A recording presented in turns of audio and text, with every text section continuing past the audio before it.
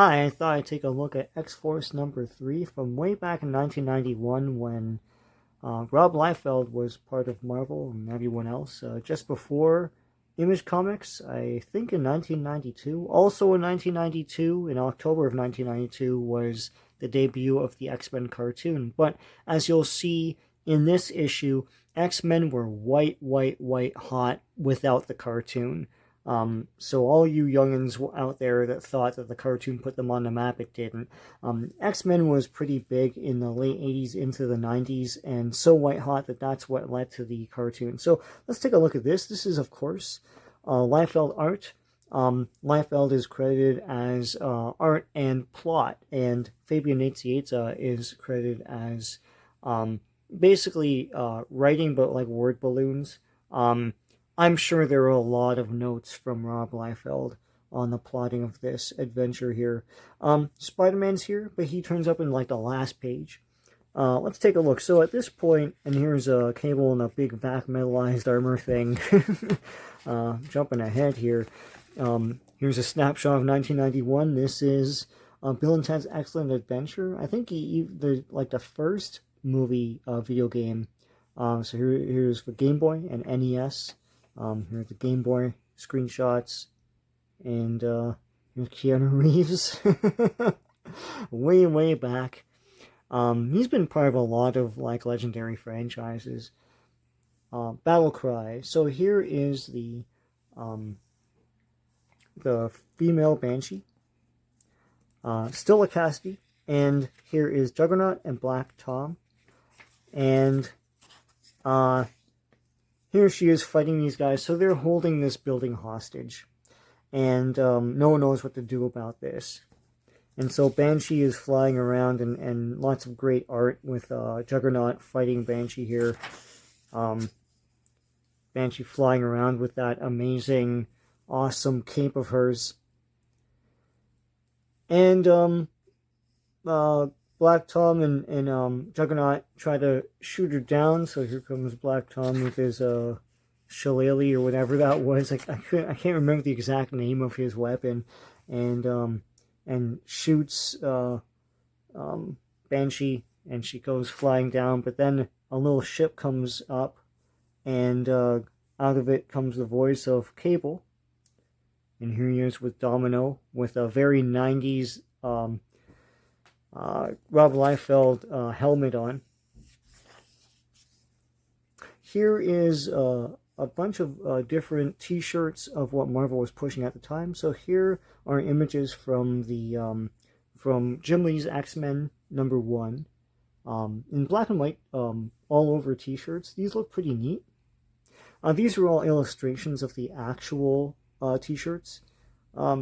But they look cool. This one looks really neat with all the lines all over the shirt. And with Venom and Spider-Man, they were really big. Here's Wolverine tearing through the shirt that you're wearing. That's a pretty cool image. Darkhawk had just come out in his own comic. Pretty neat character. I don't know where this character is now. But yeah, these are pretty neat t-shirts. And you have Wolverine with the... I like this version of Wolverine. I like it better than the yellow costume. So here's more of the villains talking about like how they're going to take this this building, and here are X-Force. Here you've got Warpath, you've got Banshee, of course, you've got Cable, you've got Shatterstar, you've got what was it, Longshot, I think his name was. So there you go. And here's some comics for sale. I miss these. I used to just go through and see what titles I didn't know about. So Warpath jumps out the plane, and he's going to go fight Juggernaut, which is pretty neat. So you get a whole Warpath versus Juggernaut fight in this entire issue. Warpath pushes Juggernaut off the building here. And here you've got Shatterstar doing his thing. You've got all the X-Force guys here.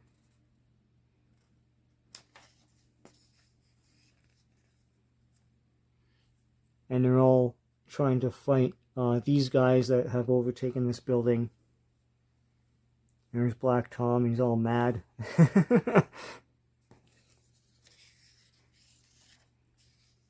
So here's an example of how hot X-Men were at the time. There's this big phone role-playing game at the time. You call this number and you battle the X-Men's deadliest enemies. And you, if you're under 18, get parents' permission to play. Limit 4 calls per week per household. Here are the levels that you can win, etc. This is all without a cartoon. This is how hot the X-Men were at the time, just from comics. So Cable takes a shot, and he's like, dead or alive, the choice is yours. Very 90s, gritty, grim and gritty for the 90s type of stuff here. Warpath and Juggernaut are continuing their big battle. More big. So, the layouts of these are pretty awesome. You see here, like, big panels, not quite splash pages. Here's, this is not quite a splash either. Very, manga style. You see these slices and like a big splash that goes from this page into this. Pretty neat stuff. So here comes Spider-Man at the very end, and he's like, oh, Warpath and Juggernaut are fighting. I hope to de-escalate this whole situation. And then the building blows up. To be continued in Spider-Man 16. And I think that,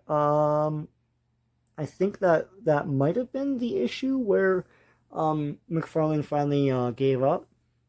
Because Juggernaut's involved. And I know part of it was a Shatterstar was supposed to stab Juggernaut in the eye, and, you know, Marvel didn't want that. Here's the bullpen bulletins. Stan's soapbox is about some sort of pro-education thing that he was planning with Hollywood. I don't know what happened with that. Here's a weird September Coolometer. Julia Roberts is the utmost cool, Adventures of Captain America, Fox Network, Dinks, blah, blah, blah, double income, no kids, okay.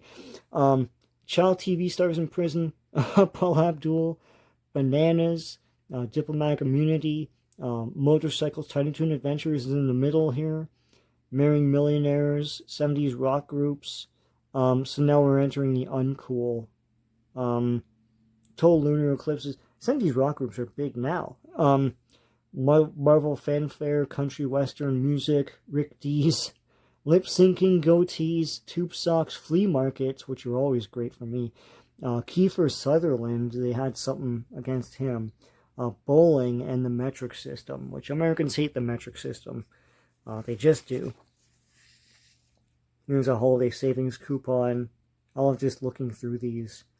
A Three Musketeers comic book commercial.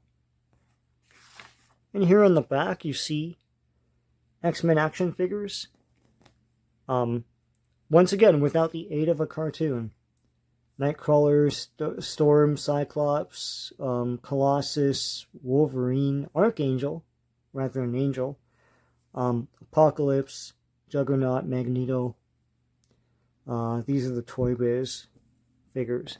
And there you have it, a nice snapshot of 1991 with X-Force number 3, a time when the X-Men were flying high in popularity and in mainstream acceptance and popularity as well, without the aid of a cartoon, without the aid of the movie series, all that stuff. And great art by Rob Liefeld. I know people make fun of him all the time, but it's very colorful and exciting stuff.